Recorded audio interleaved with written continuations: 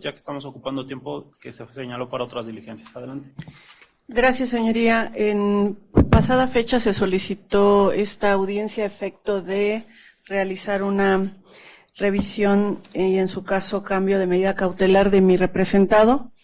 Ello en razón de que el día 21 de mayo del 2021, en audiencia inicial, se les fue impuesta la medida cautelar de prisión preventiva oficiosa en razón de la clasificación jurídica que en su momento estableció el Ministerio Público, que se trataba de un delito de secuestro exprés agravado. Y al respecto se impuso precisamente esa medida sin que se hubiese entrado al estudio o análisis de las finalidades, la necesidad, la razonabilidad de la medida. Primero citaré los fundamentos por los cuales hacemos esta petición, que es en relación con el artículo 1 constitucional, párrafo 2 y 3, 11, 14, 16 y 19 constitucionales, así como 7.8, 1.1 y 2 de la Convención Americana de Derechos Humanos. De la misma manera, citando jurisprudencias tanto en las nacionales como los últimos criterios relevantes en materia de prisión preventiva que ha emitido la Corte Interamericana de Derechos Humanos en el caso Zompaxtle Tecpile y otros contra México, así como García Rodríguez y otros contra México. En primer término, señalarle, señoría, que por la fecha que advertimos en la que se dictó la prisión preventiva oficiosa, de acuerdo al precedente obligatorio 2024-608, se justifica que se haga una revisión de medida cautelar a efecto de que no se extienda esta innecesariamente, considerando los límites a esta restricción que establece el 20 constitucional nacional.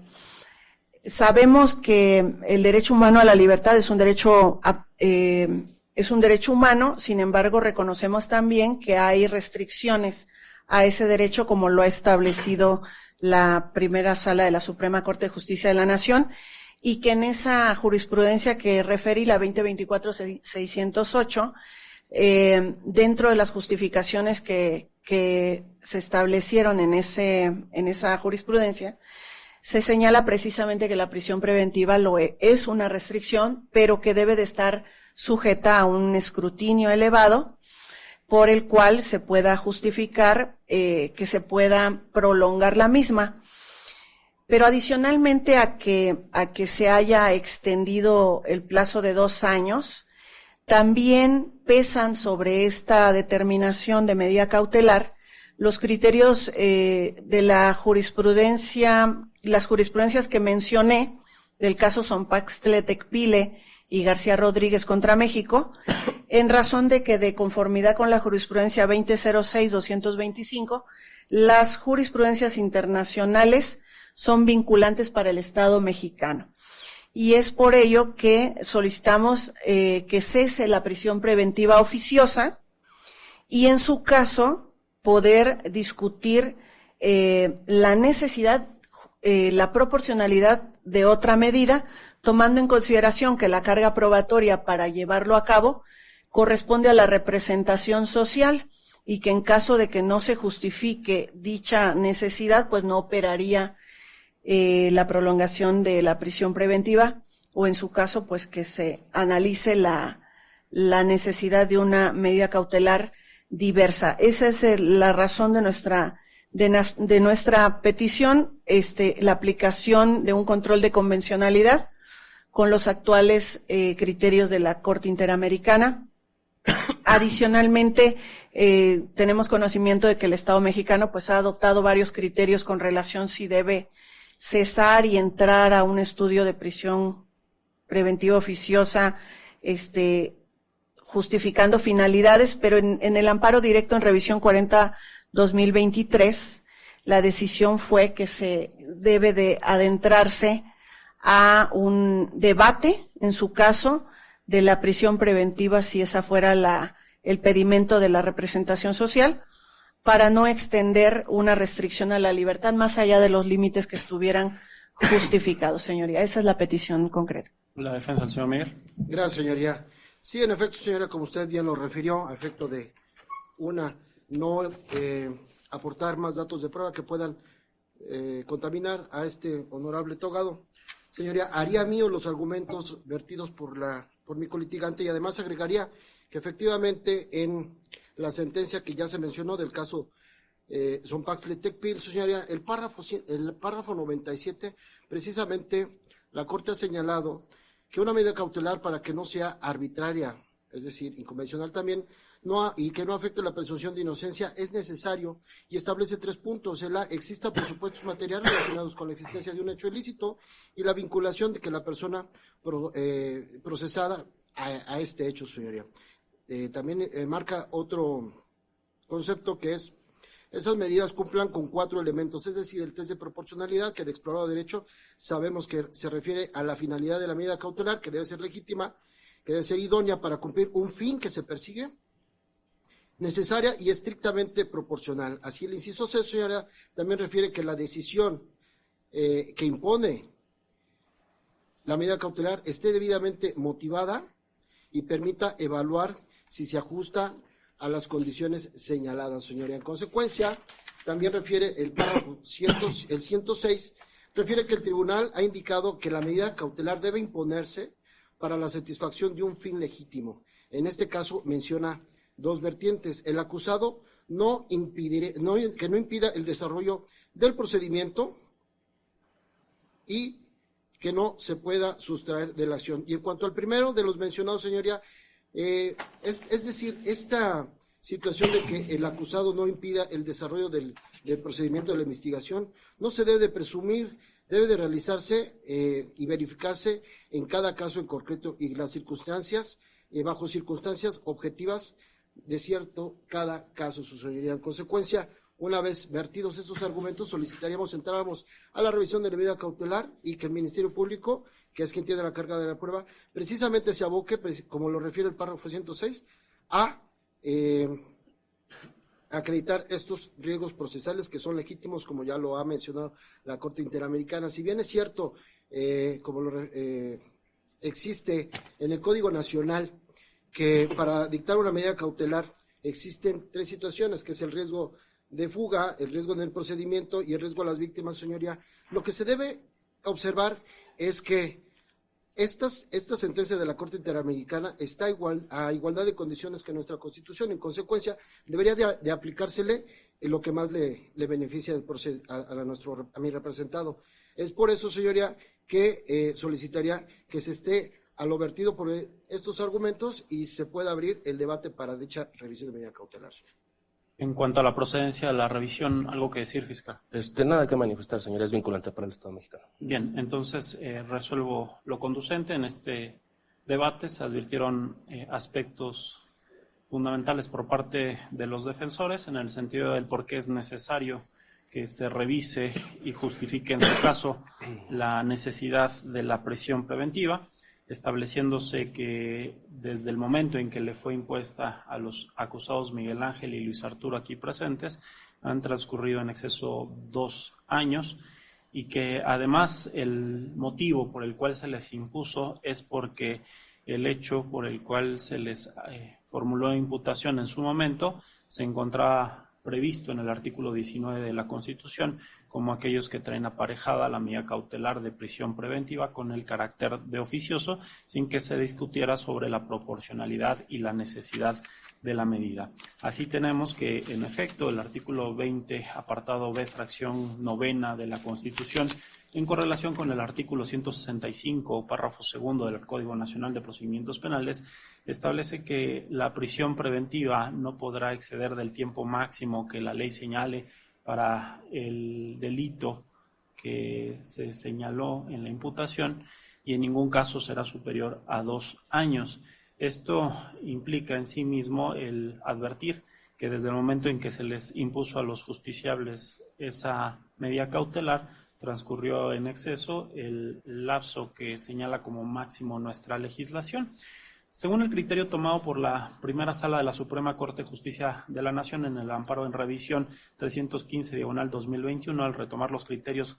tomados a su vez por la Corte Interamericana de los Derechos Humanos en los casos Tibi contra Ecuador, Yanini Lacayo contra Nicaragua, Suárez Rosero contra Ecuador y Valle Jaramillo y otros contra Colombia, estableció que, en efecto, el contenido de la fracción 9 del apartado B del artículo 20 constitucional es aplicable a las condiciones de la prisión preventiva oficiosa y en caso de que el plazo de duración deba prolongarse de esos 2 años, esa decisión deba estar sujeto, como lo refirió la defensa, a un escrutinio elevado de justificación que evitará que la medida se extienda de forma injustificada. Esta situación se retoma en colación al control de convencionalidad al que hace referencia también la defensa, en el sentido de que derivado a que también existen por la mencionada Corte Interamericana de Derechos Humanos sentencias vinculantes para el Estado mexicano, en específico las que refirió, y que en ellos se establece la necesidad de que se inaplique la imposición de la medida cautelar de prisión preventiva con el carácter de oficiosa en términos del artículo 19 de la Constitución, se establece precisamente que el control de convencionalidad es una herramienta que tienen todos los jueces nacionales, que es complementaria al sistema jurídico mexicano en suplencia de la deficiencia de la norma interna, que tiene como propósito que prevalezcan los derechos humanos contenidos en la Convención Americana de Derechos Humanos frente a las normas que los contravengan. En este supuesto, el control convencional tiene como características de ser concentrado o difuso. El concentrado corresponde exclusivamente a los órganos del Poder Judicial de la Federación y el difuso al resto de los jueces del país en los procesos ordinarios de su competencia para resolver vía incidental este tipo de cuestiones. Puede ser planteado de manera a petición de parte o ex oficio, y en cuanto al parámetro de análisis que se debe tomar en consideración son precisamente los tratados internacionales de los cuales el Estado mexicano forma parte, pero también los criterios vinculantes emitidos por la Corte Interamericana de Derechos Humanos sustentadas en sentencias donde el Estado mexicano forma parte, así como los criterios orientadores de jurisprudencia y precedentes en sentencias en los cuales el Estado mexicano no forma parte de esos procedimientos. En cuanto a los pasos a seguir para realizar el control convencional, tenemos que primero se debe verificar si la norma puede ser interpretada de conformidad en sentido amplio o en sentido estricto. Para realizar precisamente este análisis conforme a los derechos establecidos en la convención mencionada y en todo momento favoreciendo a la persona la protección más amplia. En caso de que no sea posible hacer esas interpretaciones en sentido amplio o en sentido estricto, lo procedente es inaplicar la norma al no ser procedentes estas alternativas. Dicho lo anterior, la Corte Interamericana de Derechos Humanos, especialmente en la sentencia emitida el 25 de enero del 2023 en el caso García Rodríguez y otro contra México, entre otros aspectos fundamentales, estableció que la prisión preventiva que se contenía de forma oficiosa en el artículo 19 de la Constitución es contraria a la Convención, ya que no menciona las finalidades de la prisión preventiva ni los peligros procesales que buscaría precaver, ni tampoco contempla la existencia de un análisis de necesidad de la medida frente a otras menos lesivas para los derechos de las personas procesadas, como lo serían las medidas alternativas a la privación de la libertad. Además, en esta sentencia se hace alusión que el contenido de la norma referida limita el rol del juez y supone un acto que deviene exento de todo control real, lo que en sí mismo impide al imputado controvertir los hechos o discutir el fundamento por el cual le fue impuesta esa medida. Además, estableció que la norma contenida en dicho artículo constitucional es contrario a varios derechos que protege la Convención, en específico el derecho a no ser privado de la libertad de manera arbitraria, establecido en el artículo 7.3, el control judicial de la privación de la libertad en el artículo 7.5, la presunción de inocencia en el artículo 8.2 y la igualdad y no discriminación establecida en el artículo 24. Por ello, Si en este caso, tal como lo señalaron los defensores y para tal efecto no existió controversia